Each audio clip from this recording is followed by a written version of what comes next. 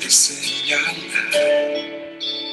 Me perdonaste, me acercaste a tu presencia, me levantaste, hoy me postro a adorarte. No hay lugar más alto, más grande que estar a tus pies, que estar a tus pies. No hay lugar más alto, más grande que estar a tus pies, que estar a tus pies. Cristina Clario. A tus pies, arde mi corazón. A tus pies, entrego lo que soy. Es el lugar de mi seguridad, donde nadie me puede señalar.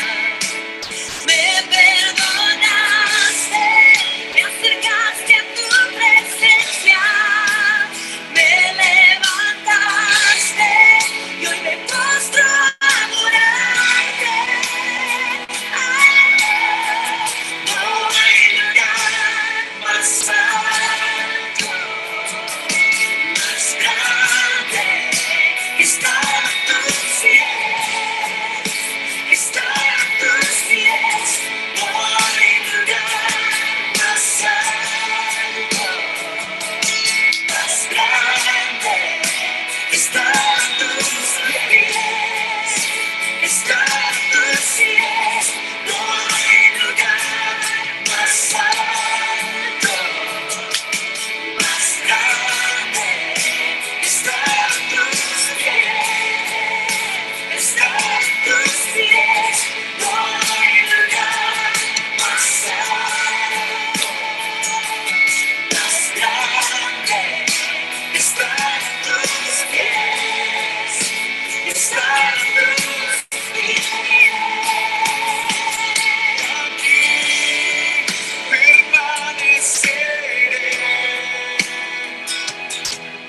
postrado a tus pies.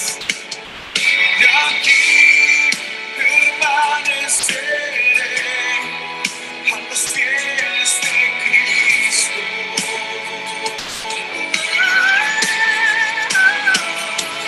Y aquí permaneceré, postrado a tus pies.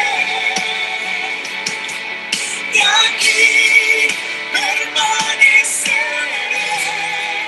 a los pies de Cristo. No hay lugar más alto, más grande que estar a tus pies, que estar a tus pies. No hay lugar más alto, más grande que estar a tus pies, estar a tus pies. Más alto, más grande que estar a tus pies, estar a tus pies. Más alto, más grande estar a tus pies, estar a tus pies.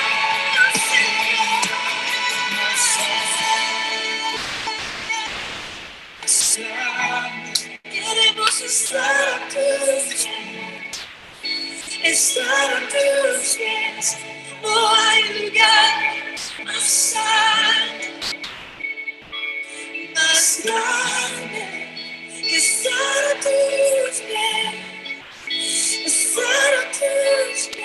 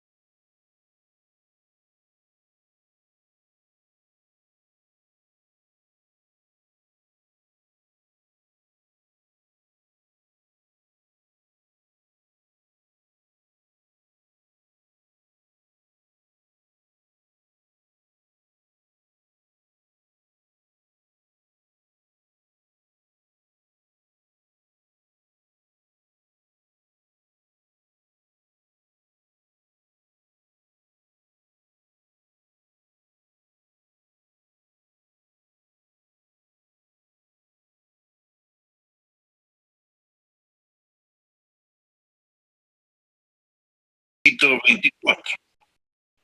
La humanidad siempre ha querido mirar el futuro.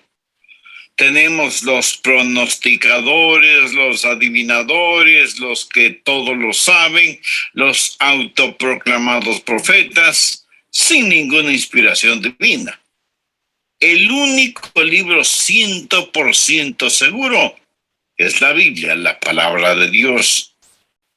Y el próximo gran evento que estamos esperando es el retorno literal, visible y corporal de nuestro Señor y Salvador Jesucristo. Y quiero decirle que este evento, el regreso de Cristo, es una de las mayores doctrinas en la palabra de Dios. Se lo menciona no menos de 1200 veces en el Antiguo Testamento y por lo menos 300 veces más en el Nuevo Testamento. Dios nos está diciendo que este mismo Jesús que ya vino, vendrá otra vez.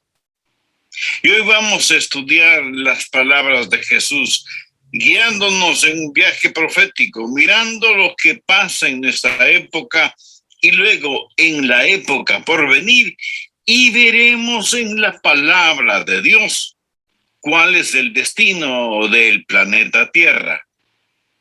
Esto es muy importante para nosotros hoy porque los que estamos viviendo en la actualidad podemos decir con seguridad que el futuro ya está aquí. Quiero que note el trasfondo de la profecía que vamos a leer. Leamos los 3 primeros versos de Mateo 24. Cuando Jesús salió del templo y se iba, se acercaron sus discípulos para mostrarle los edificios del templo. ¿Cree usted que Jesús no había visto esos edificios antes? ¿Por qué los discípulos querían mostrarle a Jesús los edificios del templo? Respondiendo, él les dijo: ¿veis todo esto? De cierto os digo que no quedará aquí piedra sobre piedra que no sea derribada. Y estando él sentado en el monte de los olivos, los discípulos se le acercaron aparte diciendo: dinos, ¿cuándo serán estas cosas? ¿Y qué señal habrá de tu venida y del fin del siglo? Ahora, cuando usted tiene esta profecía en la mente, recuerde que este es el trasfondo. Recuerde también que desde el monte de los olivos se miraba abajo el templo.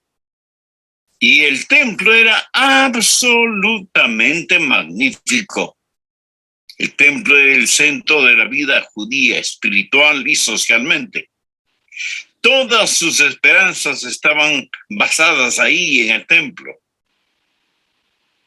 Y ahí estaba, en el monte Moria, como una montaña de oro.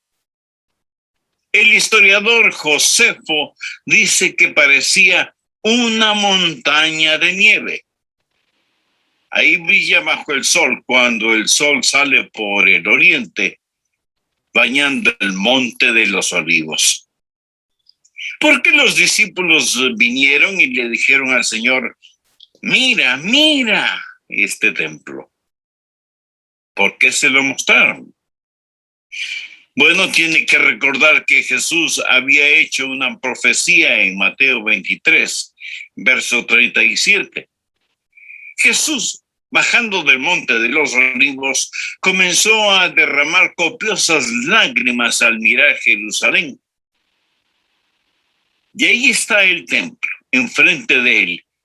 Y esto es lo que él dice: Jerusalén, Jerusalén, que matas a los profetas y apedreas a los que te son enviados.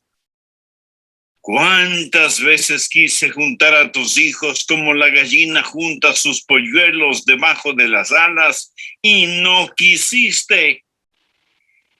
He aquí vuestra casa. Y aquí Jesús se refería al templo.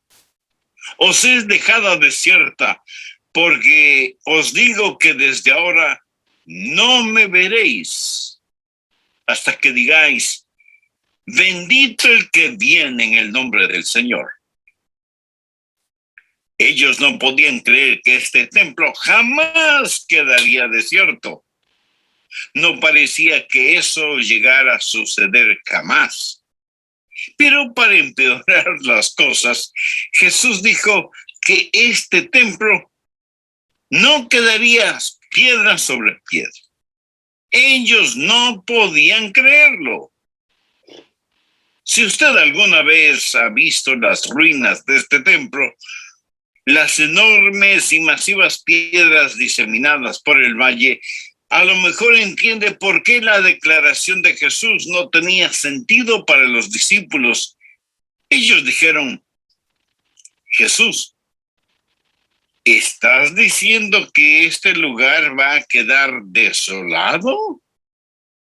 ¿Que no va a quedar una piedra sobre otra? Jesús, por favor, mira estas enormes piedras. Yo he visto estas piedras en la base de la muralla. Algunas son tan grandes como una iglesia pequeña. ¿Cómo hicieron para poner esas enormes piedras en su lugar?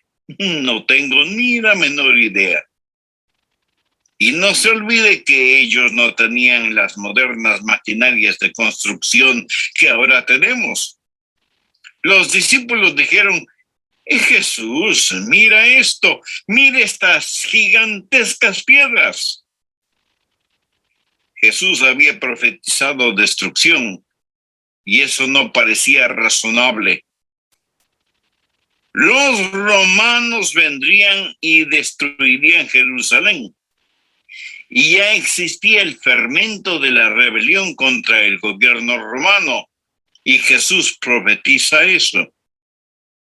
De hecho, en Lucas 21:20 Jesús dijo, pero cuando viereis a Jerusalén rodeada de ejércitos, sabed entonces que su destrucción ha llegado.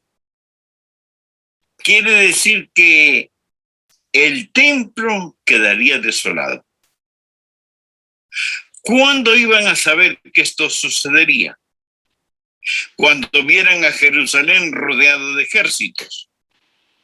Bueno, 40 años después de que Jesús dijera esto, el ejército romano, bajo las órdenes del emperador Tito Flavio, vino y rodeó la ciudad de Jerusalén con sus ejércitos, exactamente como Jesús lo había profetizado. Más tarde, los saqueadores, con poderosas maquinarias, han ido a tratar de apartar esas piedras, tratando de encontrar entre las fisuras de las piedras el oro derretido. Y lo que Jesús dijo, mucha gente lo consideró inimaginable. Por eso le dijeron, Jesús, mire estas enormes piedras. ¿Sabes lo que estás diciendo? Y Jesús sabía exactamente lo que estaba diciendo. He estado muchas veces en el templo del monte. Y si busca el templo de Herodes, puede encontrar otros templos. Yo he visto las ruinas de otros templos, pero escúcheme, usted no encontrará una piedra sobre otra, ni una sola, exactamente como Jesús dijo. Eso debe enseñarnos algo.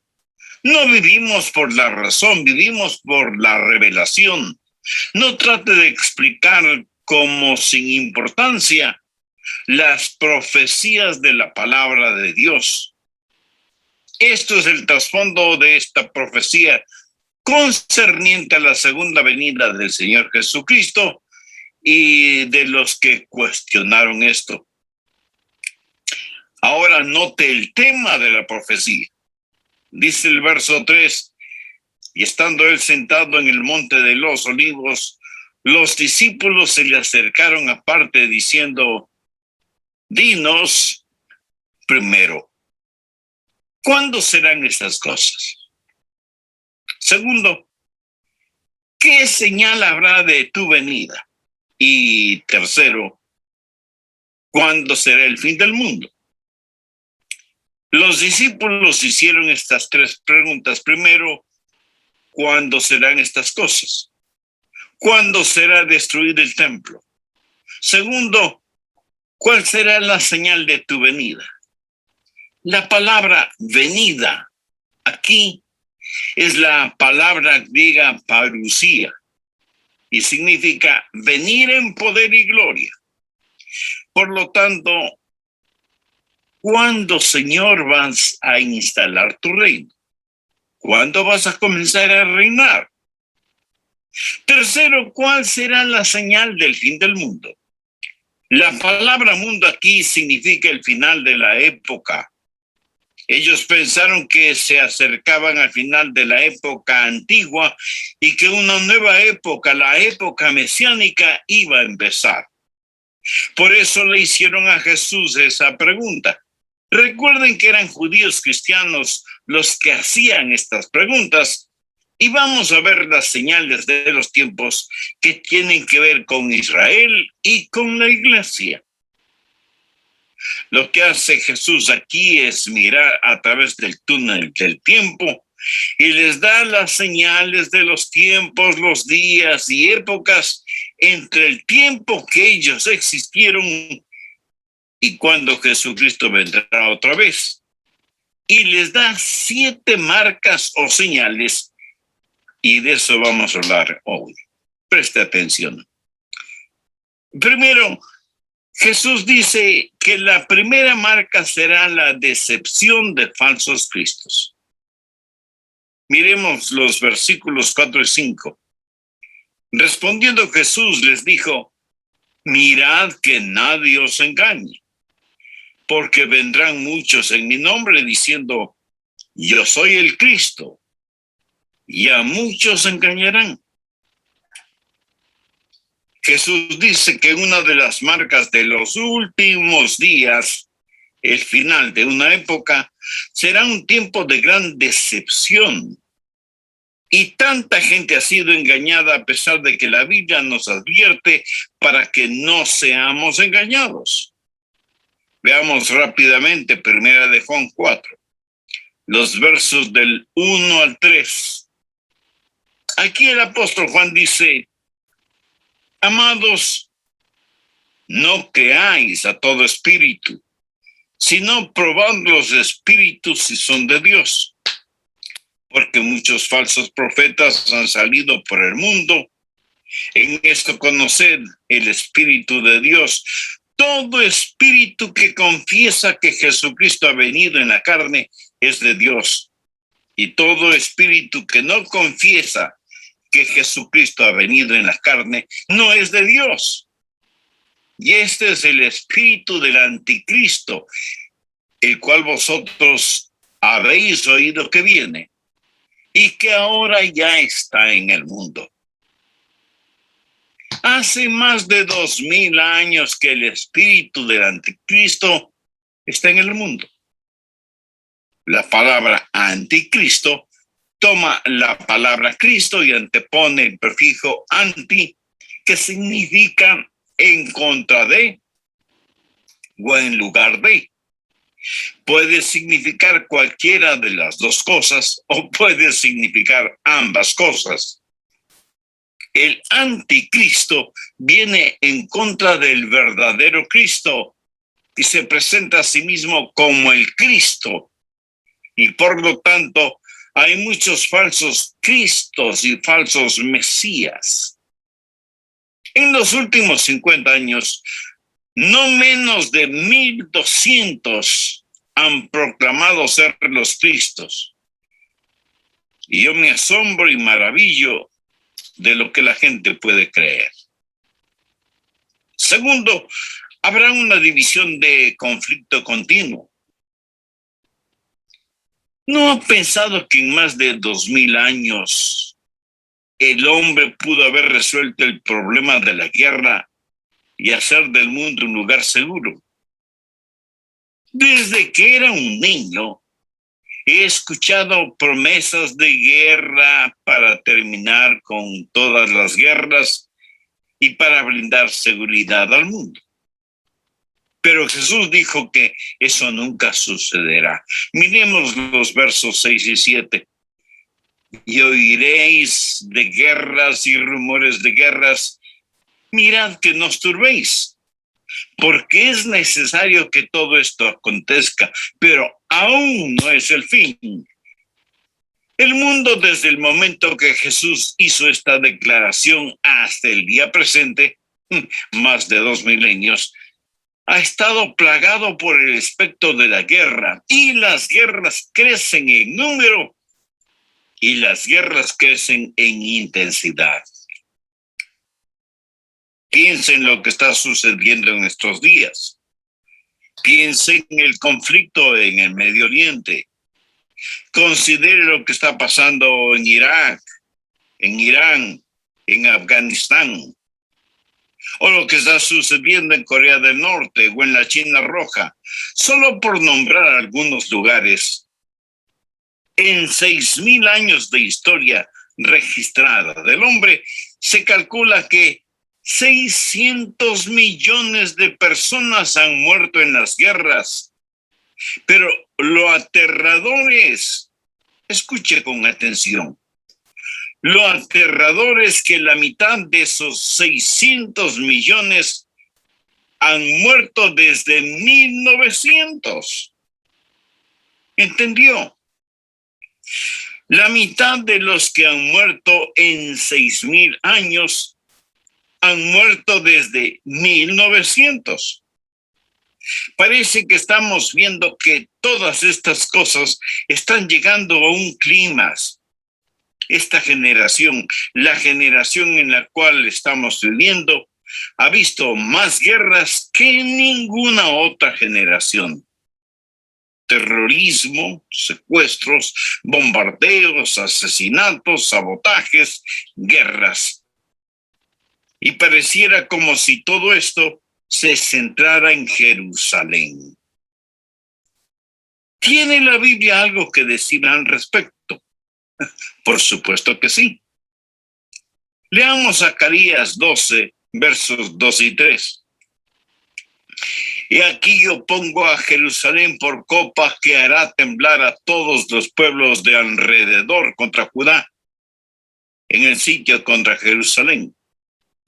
Y en aquel día yo pondré a Jerusalén por piedra pesada a todos los pueblos.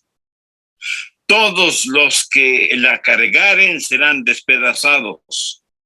Bien que todas las naciones de la tierra se juntarán contra ella. Continuos conflictos, divisiones. Tercero, desastres de cataclísmicas consecuencias.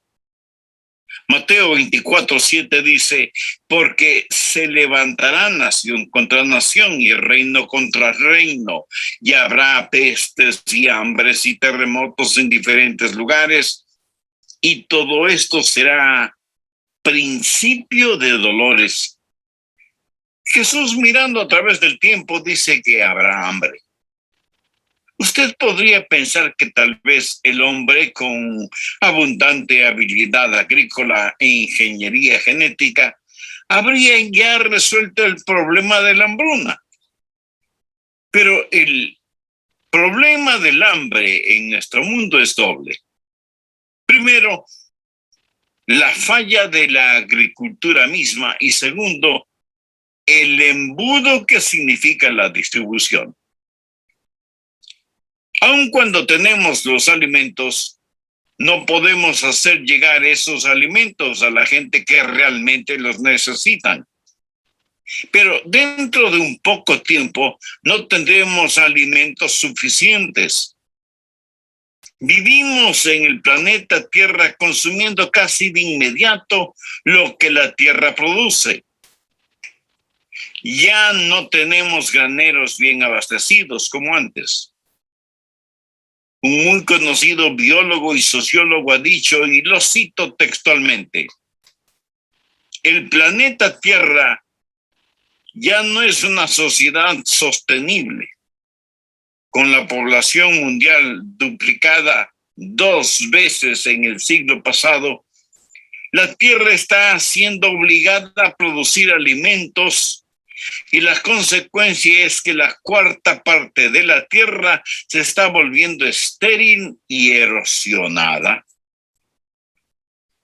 La Biblia enseña que durante la tribulación, que puede estar solo a unos pocos años de distancia, usted tendrá que pagar entre 80 y 100 dólares por un par de libras de trigo para poder hacer unos pocos panes. Una terrible hambruna se acerca sobre la tierra. China, por ejemplo, que alguna vez fue la primera exportadora de granos en el mundo, ahora es la número 2. Pero Jesús no solo habló de hambruna, habló también de plagas. Se podría pensar que en 2000 años mucho hemos aprendido sobre plagas. Recuerdo cuando era pequeño y que decían, hemos conquistado la polio. Y yo pensé que eso era maravilloso y que muy pronto enfermedades como la polio, el sarampión y otras más serían eliminadas. Pero hicieron su aparición las enfermedades venéreas y el SIDA y el ébola. Y parece que cada día aparece una nueva y mortal plaga. Y como si todo esto fuera poco, estamos enfrentando en la actualidad el fantasma de la guerra químico-biológica. Jesús dijo que las plagas serían una señal de los tiempos y también mencionó temblores y terremotos y tal parece que el planeta mismo está jadeante de dolor. Cuarto, habrá una difamación de cristianos consagrados. Mis amigos, si amamos al Señor Jesús, vamos a ser difamados. Será una señal de los tiempos.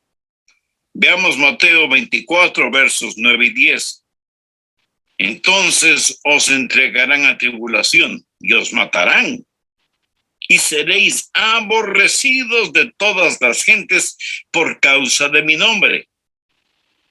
Muchos tropezarán entonces y se entregarán unos a otros, y unos a otros se aborrecerán.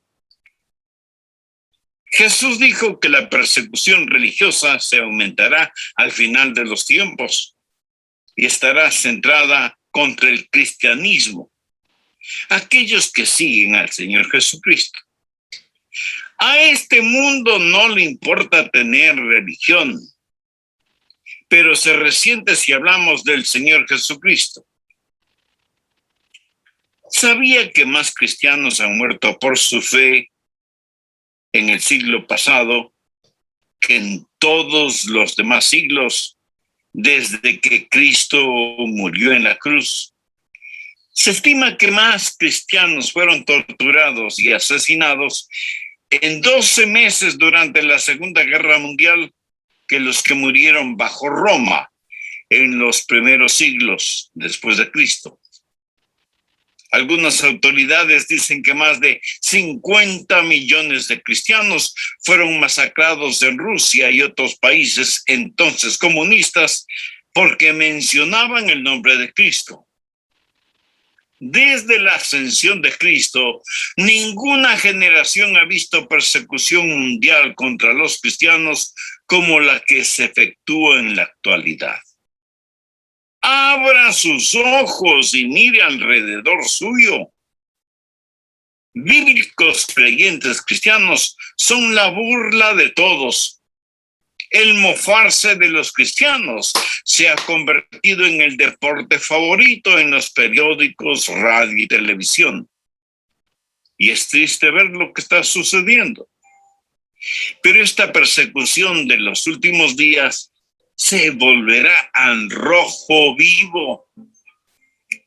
Y me pregunto cuántos calientabancas dominicales desaparecerán de las iglesias cristianas bíblicas. Va a haber una persecución de creyentes en los últimos días que separará a los verdaderos creyentes de los cristianos nominales. Amigo, amiga. Época cuando parece que todos los seres humanos en forma general están desesperados por conocer el futuro y que los aprovechadores inescrupulosos de estas circunstancias, pronosticadores, hechiceros, adivinadores, autoprofetas sin ninguna credencial y sin ninguna inspiración divina, explotan la credulidad de la gente. Es ahora cuando el único libro realmente seguro y confiable es la Biblia, la palabra de Dios. ¿Sabía que el regreso de Cristo es una de las mayores doctrinas de la palabra de Dios? Se lo menciona por lo menos 1200 veces en el Antiguo Testamento y por lo menos 300 veces más en el Nuevo Testamento. Dios está diciendo con verdadero énfasis que el mismo Jesús que ya vino una vez, vendrá otra vez. Leamos los 3 primeros versos de Mateo 24. Cuando Jesús salió del templo y se iba, se acercaron sus discípulos para mostrarle los edificios del templo. ¿Cree usted que Jesús no había visto esos edificios antes? ¿Por qué los discípulos querían mostrarle a Jesús los edificios del templo? Respondiendo, él les dijo: ¿veis todo esto? De cierto os digo que no quedará aquí piedra sobre piedra que no sea derribada. Y estando él sentado en el monte de los olivos, los discípulos se le acercaron aparte diciendo: dinos, ¿cuándo serán estas cosas? ¿Y qué señal habrá de tu venida y del fin del siglo? Ahora, cuando usted tiene esta profecía en la mente, recuerde que este es el trasfondo. Recuerde también que desde el monte de los olivos se miraba abajo el templo, y el templo era absolutamente magnífico. El templo era el centro de la vida judía, espiritual y socialmente. Todas sus esperanzas estaban basadas ahí en el templo. Estaba ahí en el monte Moria, como una montaña de oro.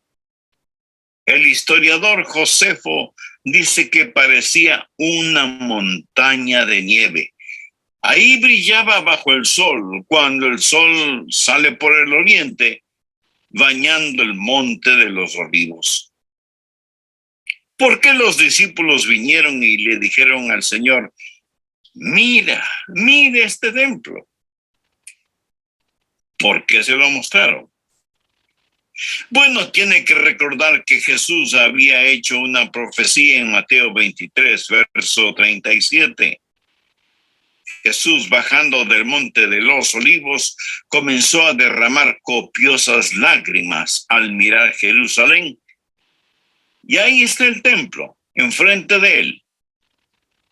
Y esto es lo que él dice: Jerusalén, Jerusalén, que matas a los profetas y apedreas a los que te son enviados.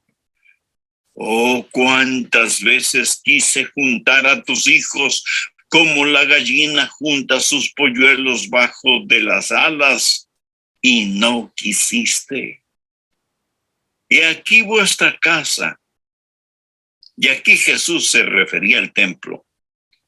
Os es dejado desierta, porque os digo que desde ahora no me veréis hasta que digáis, bendito el que viene en el nombre del Señor.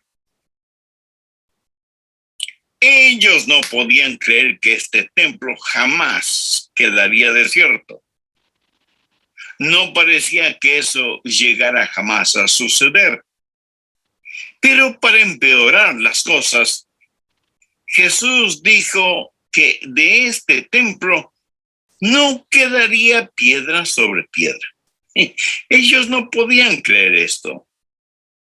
Si usted alguna vez ha visto las ruinas de este templo, las enormes y masivas piedras diseminadas por el valle, a lo mejor entiende por qué la declaración de Jesús no tenía sentido para los discípulos. Ellos dijeron, Jesús, estás diciendo que este lugar va a quedar desolado, que no va a quedar una piedra sobre otra.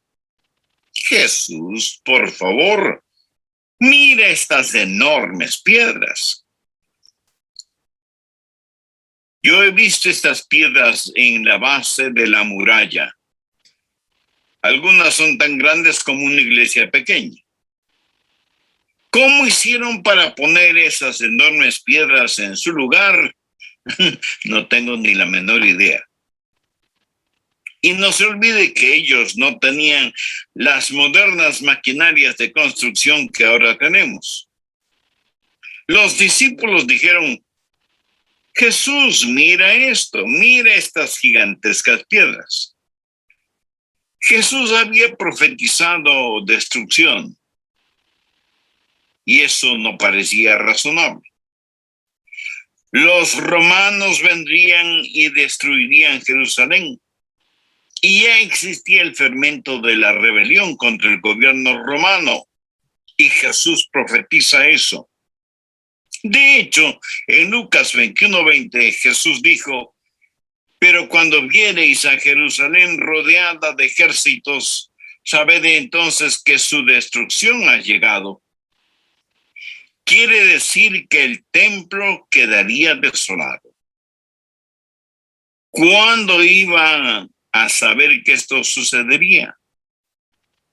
Cuando vieran a Jerusalén rodeada de ejércitos.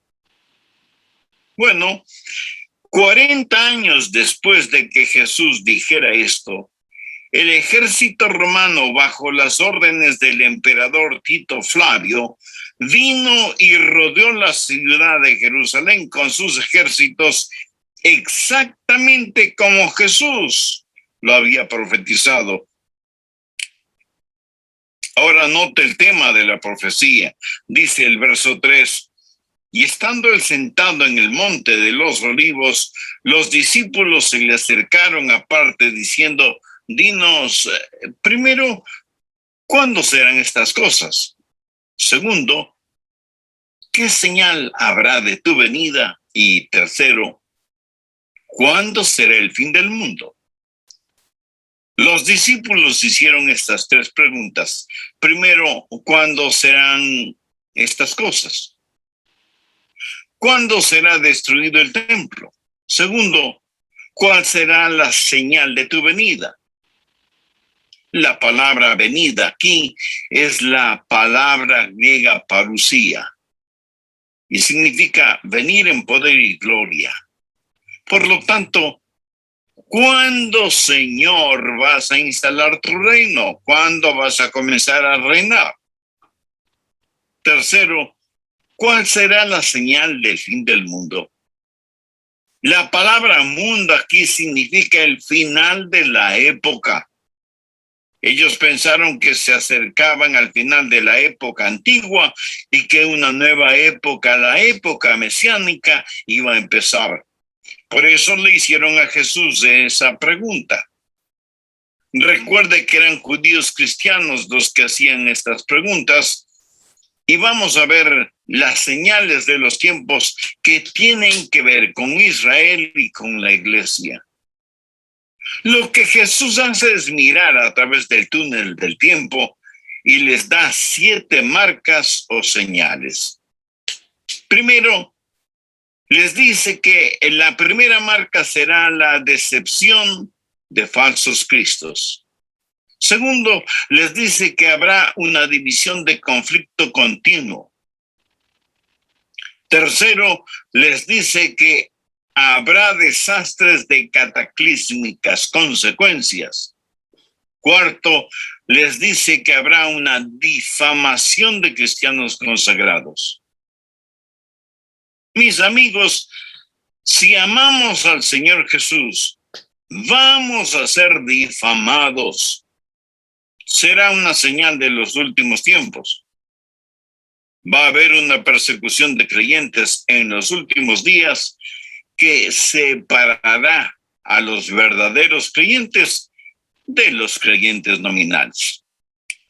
Bien, sigamos viendo las otras señales. Quinto, la distorsión de los cultos sin Cristo. Por favor, miremos Mateo 24:11. Y muchos falsos profetas se levantarán y engañarán a muchos. C.K. Chesterton ha hecho la siguiente observación. Cuando un hombre deja de creer en el único y verdadero Dios, no quiere decir que no cree en nada. Significa que creerá cualquier cosa. Cuando la Biblia habla de un profeta aquí, no quiere decir una persona que es incluso religiosa. La palabra significa alguien que habla con autoridad. Pudiera ser un filósofo, o un profesor universitario, o un científico, o un hombre de Estado. Pero estas son las gentes que hoy quieren moldear y dar forma a la sociedad de acuerdo a su manera de pensar. Y por eso engañarán a muchos. Es como en los días de Noé, cuando la Biblia dice que vio Dios que el pensamiento de los hombres era continuamente el mal.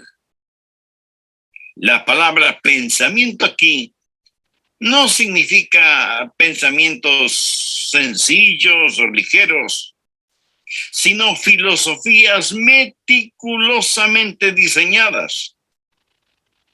Es una palabra que era usada para describir el moldeado de una pieza de arcilla. Estos filósofos están tratando de meter a la sociedad dentro de sus moldes.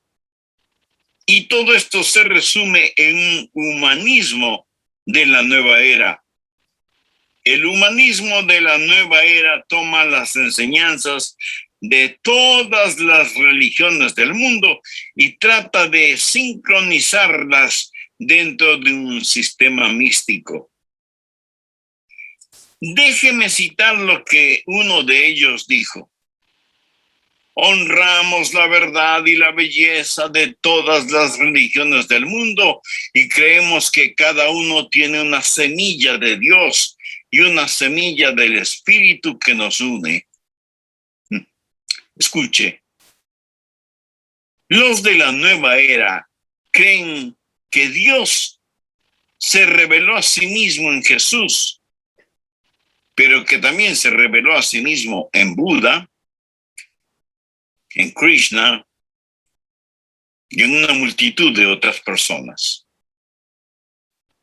Sexto, la disposición de frialdad carnal. La gente va a ser de corazón frío. Note lo que dice Mateo 24:12. Y por haberse multiplicado la maldad, el amor de muchos se enfriará. Ahora, ¿qué es lo que ocasiona este enfriamiento? Las enseñanzas de estos falsos profetas. Estos falsos profetas eliminan las bases morales y cuando usted no tiene bases morales, Cuando está bien el quitar la vida a una persona que solo está inconsciente o ejercitar eutanasia en los ancianos, ¿es eso correcto?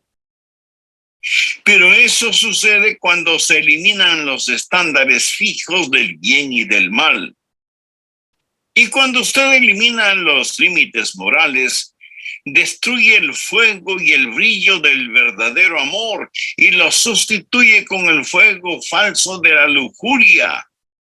Y la teología se vuelve egología.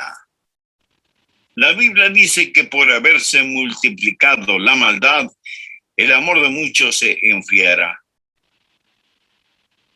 Cuando se tiene iniquidad que se desborda, cuando se tiene una ola de crímenes, y la palabra iniquidad literalmente significa sin ninguna ley, ¿qué es lo que hacemos?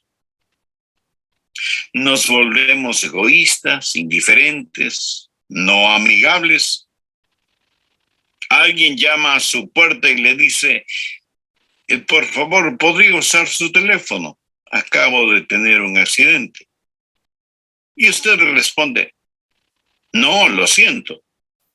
Y le cierra la puerta en la cara.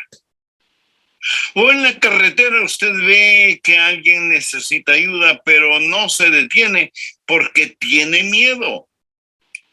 Y poco a poco va endureciendo su corazón, porque la iniquidad abundará y el amor de muchos se irá enfriando.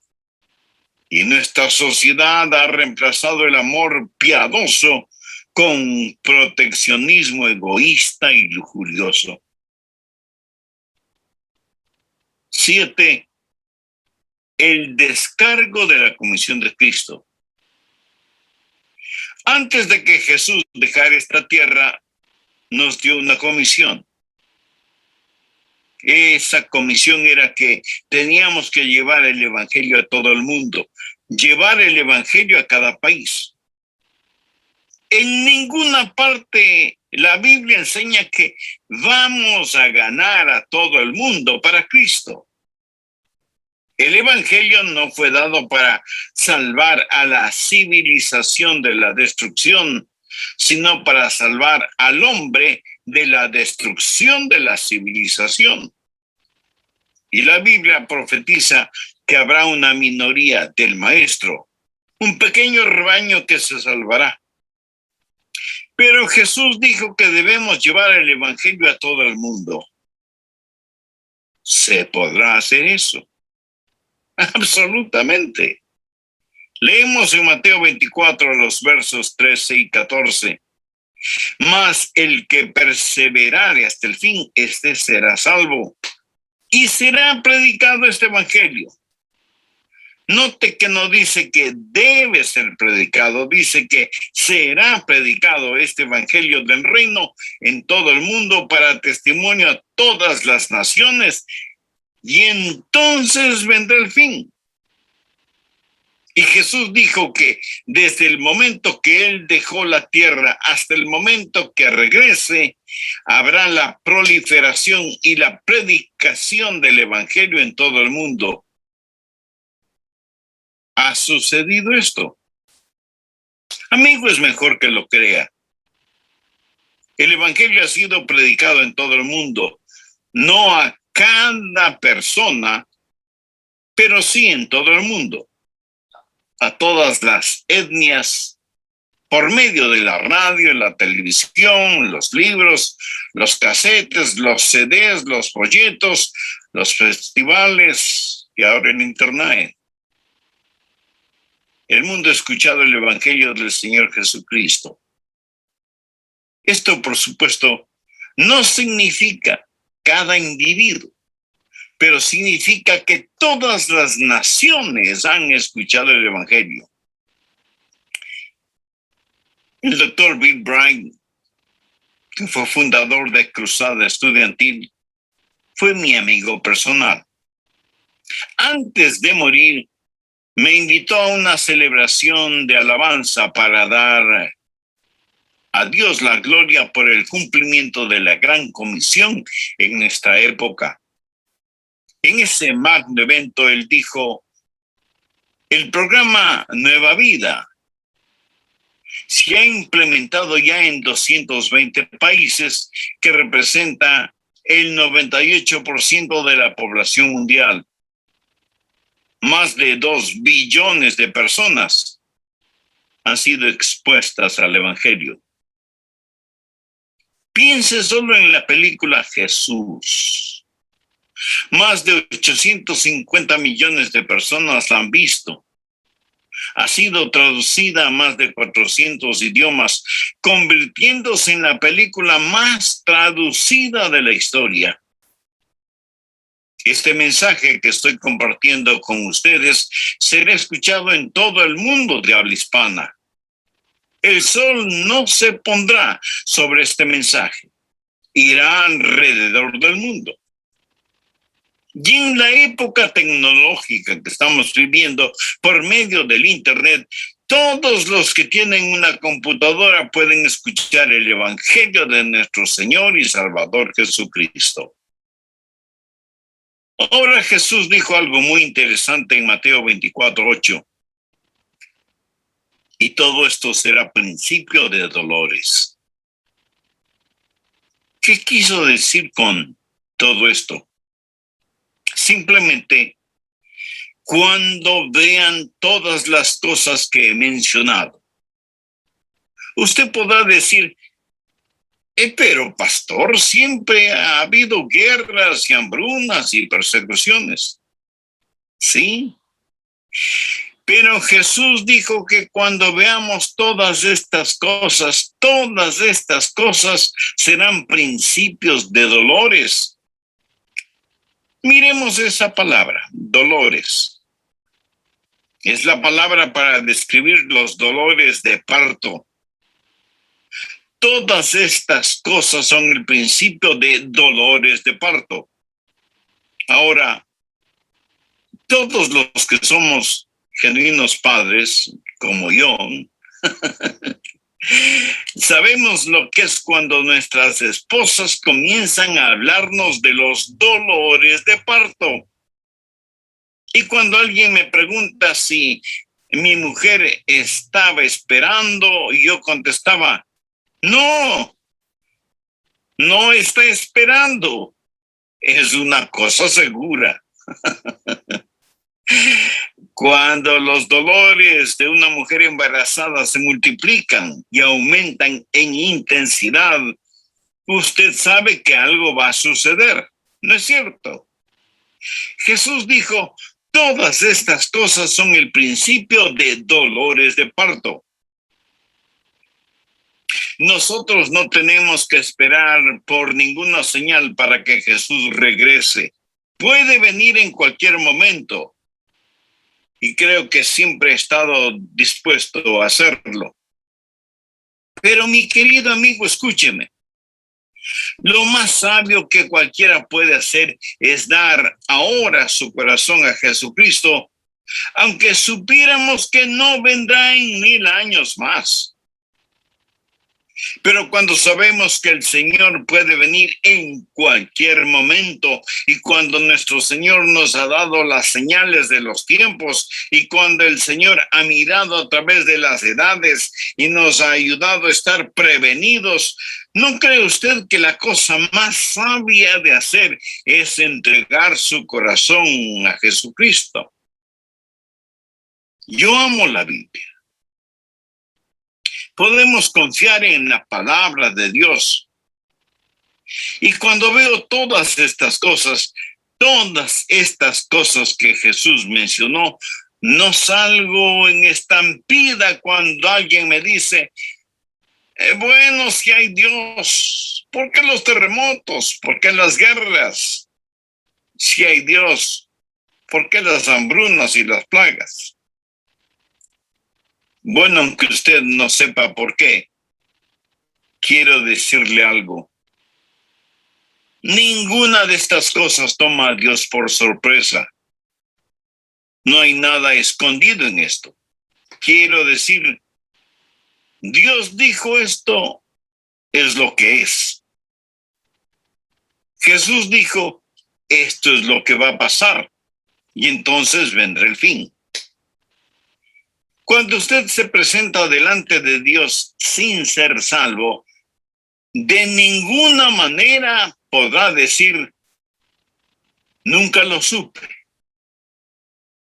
o nunca lo escuché. Si no conoce al Señor Jesucristo, necesita conocerle ahora mismo. Y si alguno me dice, Pastor Rogers está tratando de asustarme, mi amigo, quiera Dios que así sea. Si le puedo asustar, lo haré. La Biblia dice, el principio de la sabiduría es el temor de Jehová. Y Jesús dijo, temed más bien a aquel que puede destruir el alma y el cuerpo en el infierno. Pero escuche, no quiero simplemente asustarle, quiero animarle, quiero decirle que hay un Dios que le ama tanto que envió a su propio Hijo para que muera por usted. Y ha prometido salvarle si usted confía en Él. ¿Está usted listo para confiar en Él? Ahora es posible que usted sea miembro de alguna iglesia, pues le diré que la membresía en la iglesia no le salva. Una vida moral no le salva. Creer en los hechos de la Biblia no le salva. Es Jesús quien le salva. Amigo, amiga,